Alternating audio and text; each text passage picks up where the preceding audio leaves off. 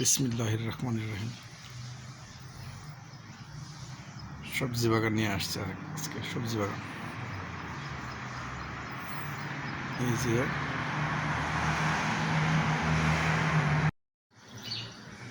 দেখেন সবজি, এই যে লাউ গাছ।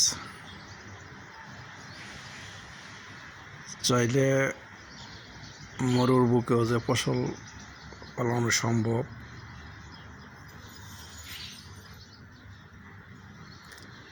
এই যে আমি আমার বাসার সামনে লাউ গাছ চাষ করছি। ইনশাল্লাহ দেখেন কি সুন্দর কচি কচি পাতা। এই যে দেখেন একটা আমরা বাঙালির জাতীয় ফল কাঁঠাল, একটা কাঁঠাল গাছ আছে এখানে। ইনশাল্লাহ এটা বড় হইব, ইনশাল্লাহ অনেক বড় হয়ে গেছে। ছোট্ট একটা লাগাইছিলাম, একটা বেশি করছিলাম, এখানে লাগাইছিলাম। বেশিটা দেখা 6 মাসের মধ্যে দেখেন গাছটা কত বড় হয়ে গেছে, মাশাআল্লাহ। লাউ গাছ। আর একটা জিনিস দেখেন, এই যে পুদিনা পাতা। এই পুদিনা পাতা আপনার লিগার চার সাথে মিক্স করে খাইলে সেই রকম একটা টেস্ট লাগে পুদিনা পাতা। তারপরে দেখেন পেঁপে গাছ।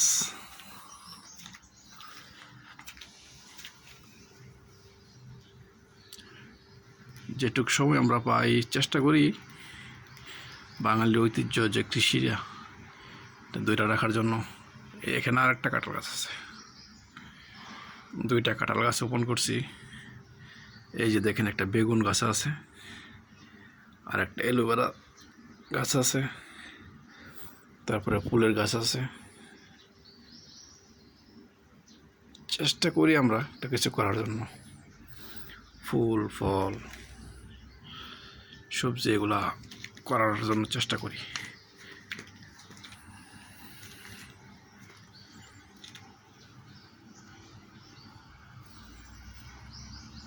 এই যে আরেকটা ফুল গাছ আছে। তারপরে আরেকটা দেখেন, এটা হচ্ছে আপনার মিষ্টি কুমড়া। মিষ্টি কুমড়াটা কী করছি আমরা, আস্তে করে এটারে এই সালের উপরে তুলতেছি। এখানে একটা এক্সেল আছে, এক্সেলের উপরে তুলতেছি এটারে। আপনারা যারা প্রবাসে আছেন চাইলে বাসার সামনে যদি জায়গা থাকে, সবার তো জায়গা থাকে না, জায়গা থাকে তাহলে একটু করে লাউ, সিম সব ফলগুলা সবজিগুলো লাগাইতে পারেন। ওকে, নেক্সট টাইমে আরও সবজি চাষ যেগুলো আমি আরও একটা লাউ গাছ লাগাইছি, এটা দেখাবো পরে, এটা একটু বড় হোক। এখানে তো একটা লাউ গাছ দেখাইলাম, মিষ্টি কুমড়া দেখাইলাম, পুদিনা পাতা দেখাইলাম, তারপরে পেঁপে গাছ, কাঁঠাল গাছ সবই দেখাইলাম। নেক্সট একটা ভিডিও দেখাবো, আরেকটা লাউ গাছ লাগাইছি, এটা একটু বড় হোক, বড় হইলে আর আমার এই লাউ গাছে যখন ফল দেওয়া শুরু করব সেটাও দেখাবো ইনশাল্লাহ। ওকে।